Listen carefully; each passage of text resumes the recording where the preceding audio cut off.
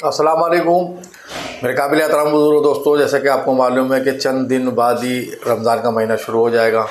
अल्लाह ताला हमें रमज़ान मुबारक को देखना नसीब फरमाए, इसकी शहादत नसीब फरमाए, इसकी रहमत बरकतें अल्लाह ताला नाजिल फरमाए।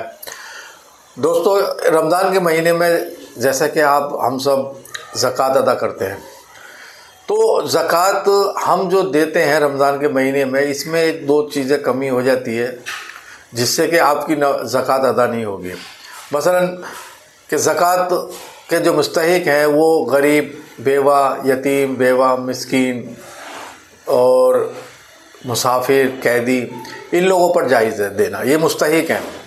लेकिन होता क्या है कि जो ज़्यादातर मालदार लोग हैं उनके पास टाइम नहीं होता, दुकान कारखानों से, अपने बिजनेस से उनको टाइम नहीं मिलता, ज़कात अदा करनी होती है। तो अब ये होता है कि बहुत सारे सफ़ीर आते हैं कि भाई ज़कात दे दीजिए मदरसे में।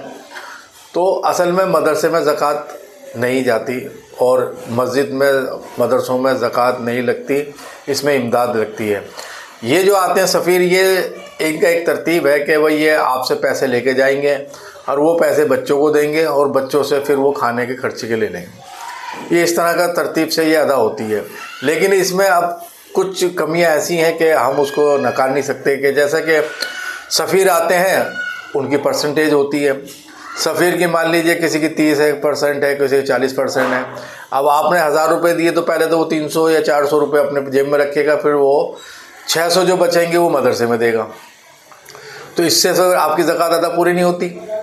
कुछ तनख्वाह पे भी होते हैं कि वो मदरसे की नौकरी करते हैं, वहाँ से वो सफ़ीर बनकर यहाँ पर चंदा हाथ लेते हैं। तो असल जो मसला यह है वो ये है कि आप पे अगर ज़कात फ़र्ज़ है तो आपको अपने हाथों से डायरेक्ट उस यतीम, बेवा, मिस्कीन, गरीब, मुसाफिर या जो कोई कैदी हैं उन पर देनी पड़े। आप डायरेक्ट खुद दीजिए, उनको तलाश कीजिए, ये आपके ऊपर जिम्मेदारी है। अगर आप तलाश नहीं करेंगे और आपने ऐसे ही दे दी, बहुत सारे फ्रॉड भी आते हैं कि चंदा की रसीदें ले के आ जाते हैं और काटते फिरते हैं, बहुत सारे पकड़े भी गए हैं।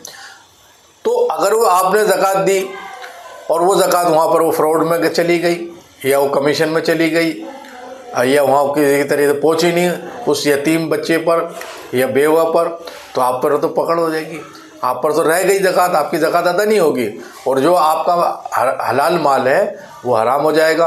और कल क़यामत में जो है फिर वो जो हिसाब किताब होगा तो ज़कात का जब मामला आएगा तो उसमें ज़कात तो अदा ही नहीं मानी जाएगी। तो इसलिए मेरी आपसे दरख्वास्त है कि असल तो ये है कि आप खुद उन लोगों को जो मुस्तहिक हैं उनको खुद अपने हाथ से ज़कात अदा करें। असल तो ये है ताकि ज़कात पूरी अदा हो जाए। अब हम एक चीज़ ये भी है कि हम ज़कात मदरसे को दे रहे हैं या चलो गरीब में भी अपने कोई रिश्तेदार में हैं, हम वहाँ भी दे देते हैं।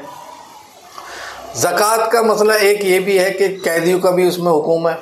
तो बहुत सारे जो है बेगुनाह कैदी जो है जेलों में बंद हैं, उनके घर वाले परेशान हैं, गरीब हैं, अब वो वकीलों के खर्चे नहीं उठा पाते। हम तो उनकी तो सोचते भी नहीं। तो हमको चाहिए कि हम ऐसे लोगों को भी तलाश करें जो सालों से जेलों में बंद हैं, उनके घर वाले परेशान हैं। कैदियों को भी छुटाना हमारी जिम्मेदारी है। तो इसलिए हम वो ज़कात के पैसे उन गरीब, उन जो कैदी हैं उन तक पहुँचाएँ ताकि उनके घर वाले वो पैसे वकीलों को और ख़र्चों को, कोर्ट कचहरी के खर्चे करके उनको छुड़ा सकें।